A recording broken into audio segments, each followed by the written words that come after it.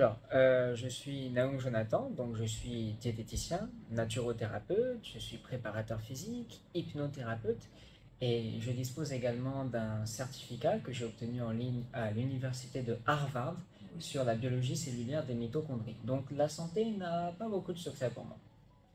Alors, pour ceux, les adeptes hein, de TikTok, plusieurs vous connaissent, vous le connaissent d'ailleurs. Tout à l'heure, Absolument.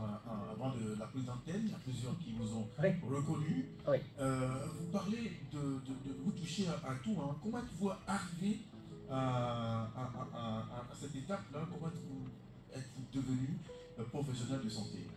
Eh bien d'abord ça passe par la décision. En fait j'ai fait mes études en France, je me suis beaucoup cherché.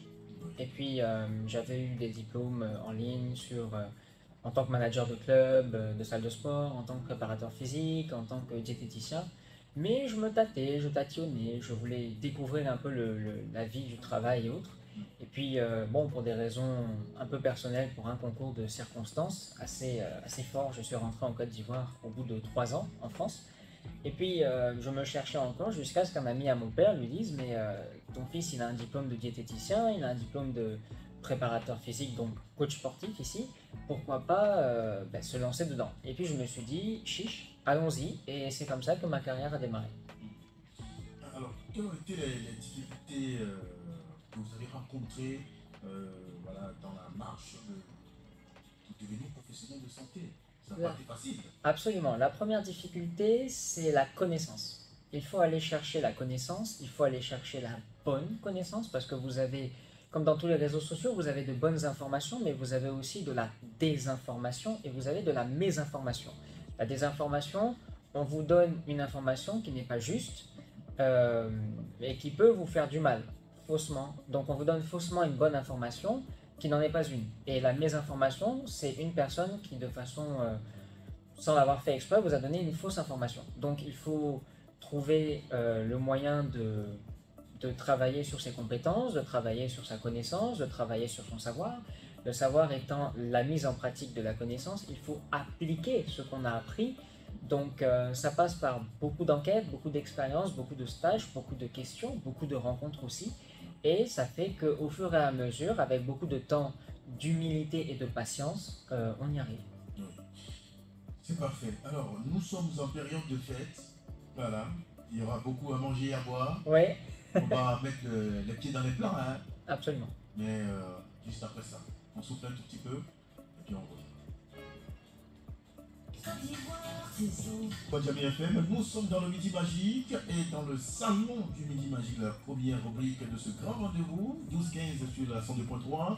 Nous avons notre invité du jour, Dr Naoum Jonathan, professionnel de santé. Avec lui, on apprend tellement que finalement, on ne sait pas par où commencer, mais nous allons essayer. Nous allons essayer, et comme je le disais tout à l'heure, nous sommes en période de fête. Il y aura beaucoup à manger, beaucoup à boire. Qu'est-ce qui doit être privilégié? Qu'est-ce qu'on privilégie? Qu'est-ce qu'on évite en cette période de fête? Eh bien, déjà, cher ami, il faut manger par rapport à sa culture. Il faut manger par rapport à ses habitudes. Récemment, j'ai fait un bad buzz ridicule où je disais la tchéké, c'est pas bon, mais non, je rigole, il faut pas exagérer. Euh, bon, il faut simplement faire du 50-50. C'est-à-dire qu'il faut manger à moitié sainement, c'est-à-dire on peut manger de la tchéké, qui est ça, du riz, des pâtes, etc. Et de l'autre moitié, l'autre 50%, on se fait plaisir. La loco, le garba, dont je ne suis pas très friand, vous le savez, à cause de la friture du poisson. On peut faire sa sauce arachide, on peut faire sa sauce graine, on peut faire sa sauce akpi. Il n'y a pas de souci. Ce que je demande simplement aux gens, c'est de faire un mélange. C'est-à-dire, on mange sainement, Oui. on met des légumes, on met de la tchéké, c'est ça, et on peut se faire plaisir. On met du foutou, on fait de la sauce arachide, etc. Donc, on part sur du 50-50, on se fait plaisir et on reste dans la modération. Parce que c'est vraiment ça la clé. Il y a des personnes, en Occident, beaucoup, on termine de faire, comment dire, on commence les fêtes, on boit. On boit, si on n'est pas raide d'un couché sur le sol, ivre d'alcool, on n'a pas passé de bonne fête. Donc, soyons dans la modération et tout se passera bien. Quand vous dites modération, on se demande, hein, on se pose la question, est-ce que c'est la période où l'on a envie de s'éclater? Mhm, On mange souvent les choses qu'on n'a pas l'habitude de manger. mhm.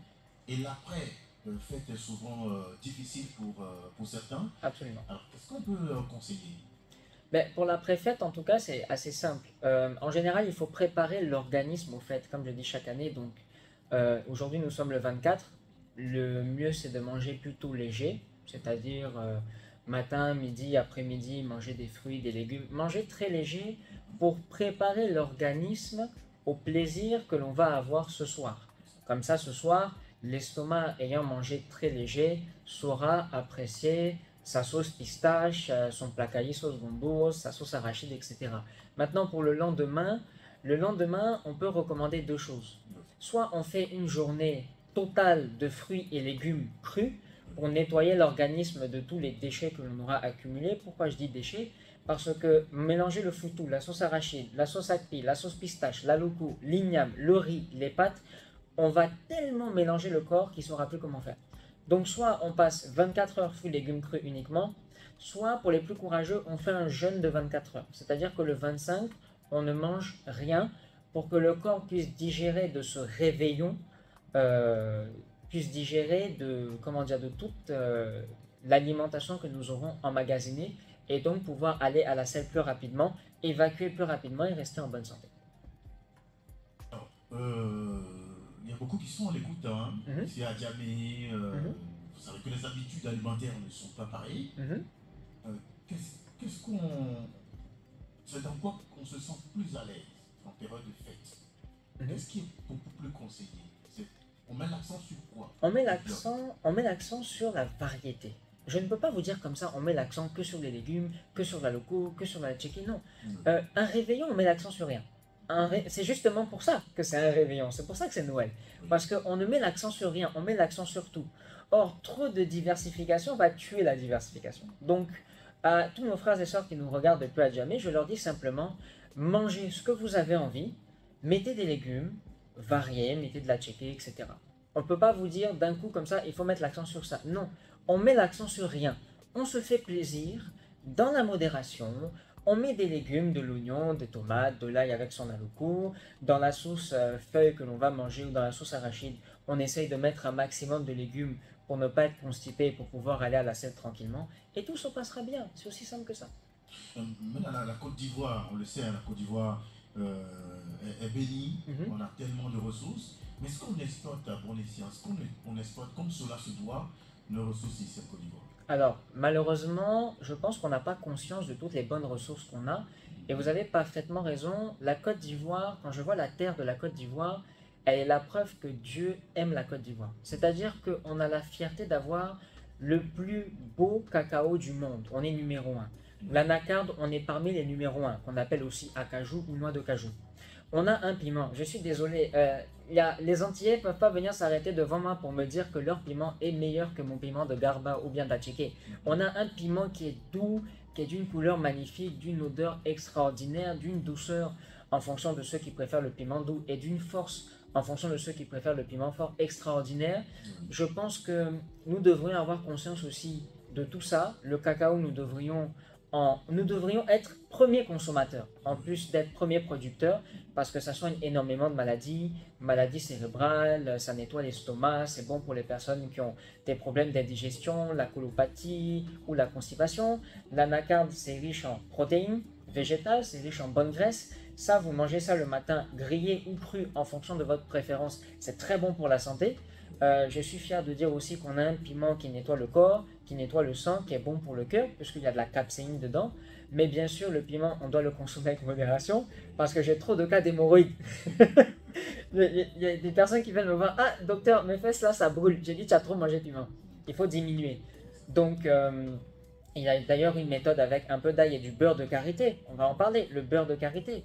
On en prend, on met un peu d'ail, on met au frigidaire, ça ressemble à un suppositoire, on se le met dans la partie anale et je vous garantis qu'il n'y aura plus d'hémorroïdes, ça va re-rentrer. Donc absolument, puisque les hémorroïdes c'est le sang qui veut sortir. Donc vous mettez ça à l'intérieur de la partie anale, ça va vous soigner. Et pour terminer, vous avez le tchongon. Le tchongon, moi je l'ai découvert, je travaillais encore à l'époque à Will Fitness à Angers, à salle de sport, et j'arrive, je venais de découvrir ça, je ne connaissais pas, sauf que de nom, le souché. Et puis je goûte, j'ai bien aimé, je trouvais ça très bon. Et on me dit, mais docteur, vous savez que c'est pour lever le bakatender. pour le soir. Alors, moi, je Pour pensais... pour ceux qui ne comprennent pas vraiment. Alors, le baka tender en baoulé, ça veut dire le bois c'est le terme qu'on utilise pour parler du sexe masculin. Voilà, comme dirait Arafat de Zizi. Donc, donc ça permet de nettoyer, ça permet de nettoyer les cellules à ce niveau-là, ça permet d'avoir une bonne fertilité, ça permet d'être très bon pendant le rapport. Donc, bon, moi en théorie, je ne le connaissais pas, je l'ai goûté et je l'ai étudié derrière. Et effectivement, pour les hommes qui ont des problèmes avec le baka tender, c'est très bon pour la santé. Donc on a une diversité et une richesse incroyable. Petite chose, vous avez une plante qu'on appelle mille maladies.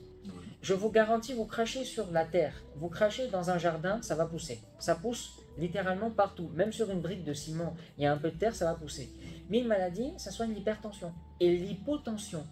Donc c'est pour vous dire qu'on a une terre qui est bénie par Dieu et on doit s'enorgueillir de ça et bien l'exploiter et l'exploiter encore plus que l'on l'exploite maintenant pour nous d'abord et pour les autres après. Parce que ce qui pousse chez nous doit nous faire du bien à nous d'abord et aux autres après. C'est tout.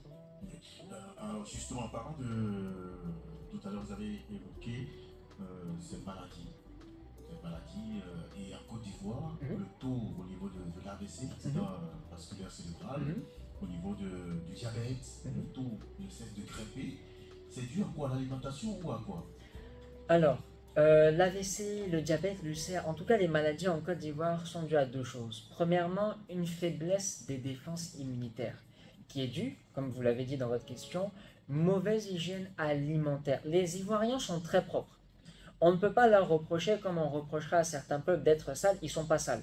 Sur eux, dans leur maison, les Ivoiriens sont très propres, ils sont impeccables. Donc ça ne vient pas de l'hygiène physique, ils sont impeccables. Ça vient de l'hygiène alimentaire. On ne diversifie pas assez ce qu'on mange, on ne mange pas assez de fruits et de légumes, je précise crus. C'est bien de manger des légumes en sauce, mais si on ne les mange pas crus, on a un problème d'oxygène dans le corps. Or, l'oxygène, c'est la vie. Le sang fait circuler l'oxygène, c'est sa première fonction. Deuxièmement, il fait circuler les nutriments. L'oxygène permet de pomper le cœur, permet de pomper les muscles. L'oxygène, il n'y a pas d'oxygène, on meurt. Dans l'eau, H2O, il y a de l'oxygène. Donc, comme on ne mange pas de fruits et de légumes crus, comme on n'en mange pas suffisamment, le cacao, le tchongon, l'anacarde, comme on n'en mange pas suffisamment, on n'a pas suffisamment d'oxygène dans le corps. Donc, nos défenses immunitaires sont fragiles, le terrain n'est pas alcalinisé. Donc, dès qu'il y a une bestiole qui va venir, un virus c'est quoi? C'est, on va dire une petite molécule pour que les gens comprennent, c'est une bactérie qui ne respire pas, qui ne mange pas et qui ne peut pas se reproduire. Donc si j'ai une bonne hygiène alimentaire, normalement, elle ne va pas durer trop longtemps. Mais si l'hygiène alimentaire est mauvaise, le terrain est propice au développement de la maladie. Maintenant, c'est dû aussi au fait qu'on ne prend pas le temps de mastiquer pendant qu'on mange. Quand on mange, le professeur Henri Joyeux, éminent cancérologue en France, utilise un terme que j'aime bien, il dit on mange comme des animaux. On mange comme des toutous, sans vouloir insulter les gens. Parce qu'on ne prend pas le temps de mastiquer. Or, on a 32 dents. La langue possède 17 muscles. On a les parotides, les maxillaires qui font travailler la salive pour que l'amylase salivaire rentre dans la nourriture pour être bien digérée. Le fait de manger en étant stressé, ça nous fatigue. Ça nous fait développer beaucoup de maladies. Donc c'est un mélange de tout ça qui fait que le terrain est propice.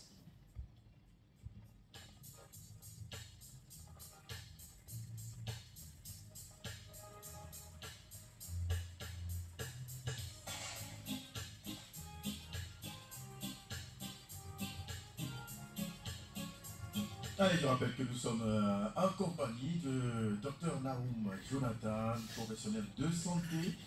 En tout cas, ça pique un peu quand même, mais ça va. Il faut qu'on gratte, voilà, où ça fait mal, il faut qu'on gratte bien la plaie pour pouvoir la soigner. Alors, docteur, votre regard sur la gastronomie ivoirienne? La gastronomie ivoirienne est riche, Oui. elle est belle, elle est intéressante parce que nous avons diverses ethnies, donc diverses cultures, donc diverses mentalités et donc divers repas. On n'a pas conscience qu'on a des plats qui sont bons et pas bons ou moins bons. Par exemple, j'ai beaucoup parlé de la loco, du garba, la friture, etc., qui n'étaient pas bonnes pour la santé. Je maintiens ce que j'ai dit. Par contre, prenez le placali sauce feuille, ça nettoie le foie. Prenez la sauce claire, la sauce gnangnan, la sauce guaguassou, la sauce doumblet. La sauce blanche, c'est bon pour les personnes qui ont la drépanocytose. C'est bon pour les personnes qui ont des problèmes de digestion. C'est bon pour les personnes qui ont la colopathie. Ça nettoie.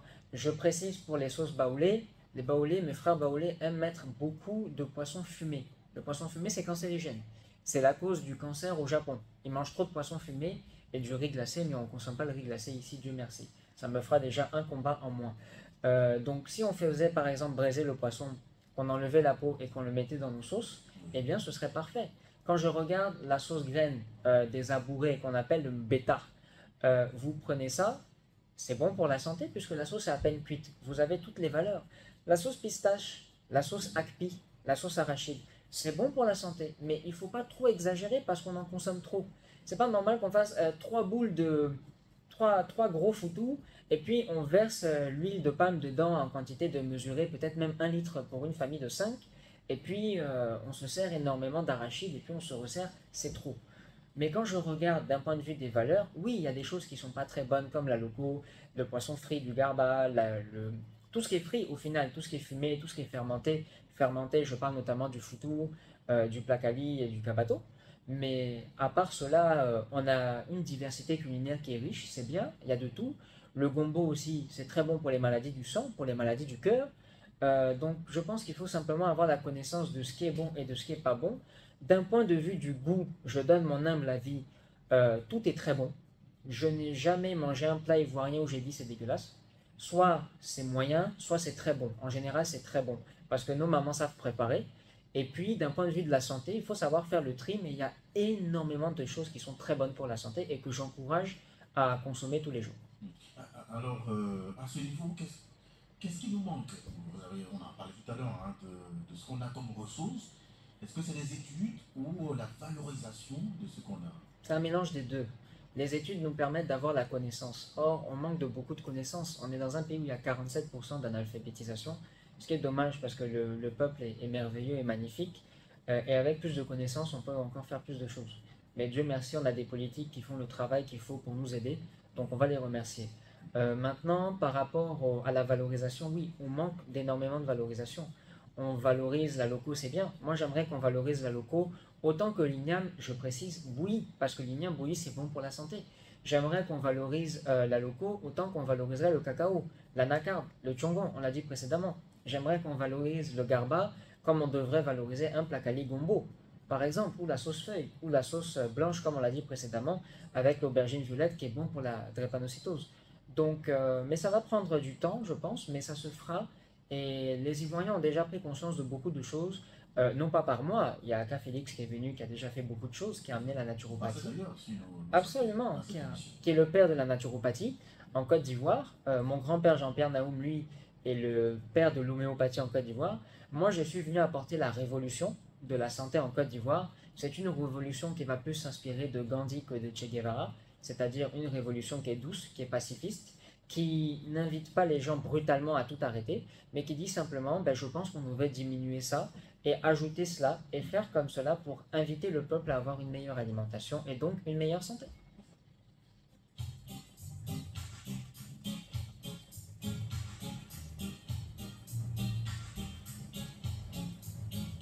Alors, pour boucler cette première partie d'émission, voilà, c'est la pause déjeuner sur la 102.3. Qu'est-ce qui est conseillé à la pause? Est-ce qu'on peut manger tout ce qu'on veut? Alors ça dépend des métiers. En général, les gens qui ont des métiers très intellectuels, Oui. on leur demande de manger assez léger. Parce que si l'estomac est alourdi, l'esprit l'est aussi. C'est pour ça que je disais, petite parenthèse, je disais à mon père qui travaille dans pas mal de choses, quand tu dois signer un contrat, fais manger à la personne des repas qui sont lourds. La tchéké, le riz, les pâtes. Ça va endormir son esprit et si tu rajoutes un zéro à côté, il ne le verra pas. Par contre, donc les métiers qui sont très intellectuels, où on doit réfléchir beaucoup, on peut faire son attiéké, son riz, sa sauce, il n'y a pas de souci. Mais on met beaucoup de légumes, énormément de légumes. Moi, j'aime bien mélanger les pommes de terre que je fais rissoler à la poêle avec un peu d'huile d'olive. L'huile d'olive, quand elle a fini de cuire à la poêle, je ne la resserre pas dans le plat.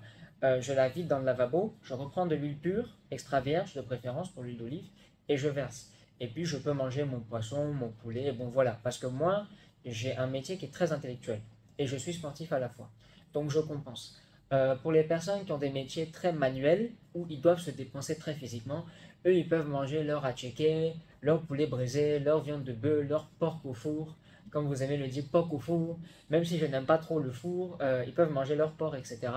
Il n'y a pas de souci. Eux ne sont pas très sensibles comment dire, ne sont pas très sensibles à des aliments qui sont malsains, mais on va dire qu'ils sont moins sensibles, mais il faut quand même limiter les dégâts, donc on va leur dire à eux aussi, mettez des légumes, etc. Donc ça passe par une variété de féculents comme la tchéké, on met des légumes pour une sauce feuille, et puis si le métier est intellectuel, on privilégie tous les jours poisson, poulet braisé ou pas grillé, pardon. Grillé c'est frit en Côte d'Ivoire. Ou à la poêle, on appelle rissoler en France, ou vapeur ou bouilli pour nos amis franco-anglais. Et puis, bon, pour les personnes dont le métier est manuel, il n'y a pas de souci, ils peuvent manger un peu de tout, mais il faudra partir sur la modération, ajouter beaucoup de légumes. Et petite parenthèse, on ne mange pas de fruits après le repas. Parce que les gens pensent que le fruit est un dessert. Ça c'est ma famille, côté français, qui m'a enseigné ça, à manger des fruits en dessert. Or, la naturopathie m'a appris le contraire. On ne mange pas de fruits en guise de dessert parce que le fruit est un repas. Donc, on mange ces fruits soit 2 heures avant, soit 2 heures après le repas, parce que ça ne se mélange pas. D'un point de vue de la biochimie alimentaire, on ne mélange pas des aliments sucrés comme le miel, comme le sucre blanc, dont je ne suis pas fan parce qu'il n'est pas bon pour le cerveau. Je préfère le sucre roux, à la limite, et je préfère encore mieux les fruits.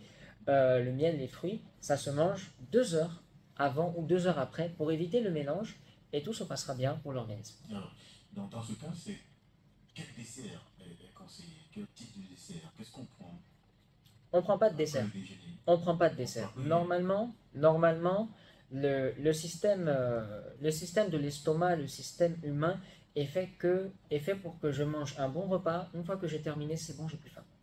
Je n'ai même pas, normalement, je ne dois même pas avoir besoin de me resservir. Je me sers une fois, j'ai mesuré avec mes yeux et avec la valeur de ma faim ce que j'ai envie de manger. Je termine de manger, comme disent les Libanais, khalas. Ici, on dit abana. C'est bon, c'est fini. Si je suis gourmand, que je veux me faire un petit plaisir, je dois attendre mes 2 heures avant de consommer mes fruits. En guise de dessert, la glace, c'est pas une bonne idée, c'est pas naturel. Les produits comme le café, ça se mélange pas sur un repas cuit, et le café est beaucoup trop acidifiant, il fait beaucoup de mal à l'organisme. Donc je préfère qu'on parte sur des laits végétales, comme le lait de soja, qui a de la déséine, de la généséine, qui sont des molécules qui sont bonnes pour la santé, qui renforcent le système immunitaire. Si on n'aime pas le lait de soja, il y a le lait d'amande, le lait d'avoine, le lait d'épeautre. Bon, ça coûte ce que ça coûte. Donc pour faire plus simple, on peut manger son arachide, son anacarde, ses mangoustans, ses bananes, ses papayes ou sa banane séchée. On prend ça 2 heures après le repas et vous serez comme un pacha. Alors, docteur Naoum Jonathan, on va prendre aujourd'hui votre après-midi parce que le sujet qui est sur la table aujourd'hui, voilà, on ne sait pas si on peut dire un hasard, un hasard ou bonne coïncidence. Alors, ça parle justement d'un problème de santé. Je ne sais pas si je peux dire un problème de santé, mais vous allez nous éclairer à la fin, puisque les auditeurs interviendront à partir de 11h05. On va poser le sujet, et puis les auditeurs vont donner leur point de vue, et à la fin, vous allez donner la conclusion, vous allez intervenir de long en large, nous dire de quoi il s'agit, si c'est un problème de santé, si c'est un problème de psychologie, voilà, ce qu'on peut apporter à cet auditeur. Alors, voici le problème. Bonjour le prince, je m'appelle D. J'ai un souci, depuis un certain temps, j'ai un souci d'érection avec ma femme. Je ne me lève pas bien quand il s'agit de jouer le match amical. Nous avons consulté des spécialistes, mais ça ne change pas. Alors, j'ai décidé d'essayer au dehors pour voir ce que ça allait donner. Et à ma grande surprise, Pompidou a répondu et a assuré proprement le travail. Je l'ai réessayé à nouveau, et à nouveau, c'était propre. Ma femme a-t-elle un problème ou c'est moi? Que dois-je faire? On en parlera à partir de 14h05, juste après le flash info.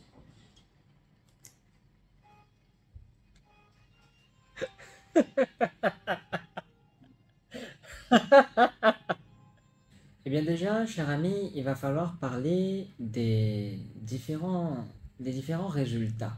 Quand je dis résultats, je parle surtout des avis. J'ai trouvé les avis de nos auditeurs très intéressants, très intelligents, et j'apprécie énormément parce qu'ils ont mis le doigt sur ce qu'il faut. Alors déjà, il faut préciser que cette personne a dit ma femme.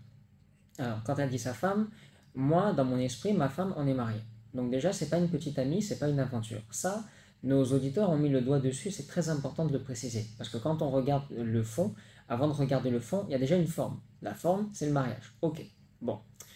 J'ai reçu en tant que naturopathe, donc pour préciser, je suis un professionnel de santé naturelle, mais j'ai aussi d'autres casquettes, l'hypnothérapie, le sport, et la diététique et j'en passe. Eh bien, ça m'est arrivé de recevoir plusieurs clients et clientes qui avaient ce problème. Petite précision, on ne sait pas s'il a prévenu sa femme ou pas. D'après le message, il faut regarder les choses de façon concrète. Là, je fais une introduction d'analyse, hein, parce qu'il faut rappeler les faits. On ne sait pas. Moi, j'ai eu des clients qui ont vécu ça et qui ont dit à leur femme, je vais essayer ailleurs. Ils ont demandé la permission, elles ont autorisé. On va dire qu'elles ont autorisé sans vraiment être d'accord, ce qui est parfaitement normal. Bon.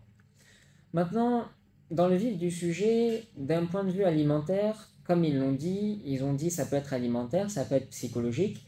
Tous nos auditeurs ont évoqué l'aspect psychologique et ils ont parfaitement raison, parce que s'il arrive très bien à faire monter le bac tender dehors, pourquoi est-ce qu'il n'arrive pas à faire monter le bac tender dedans?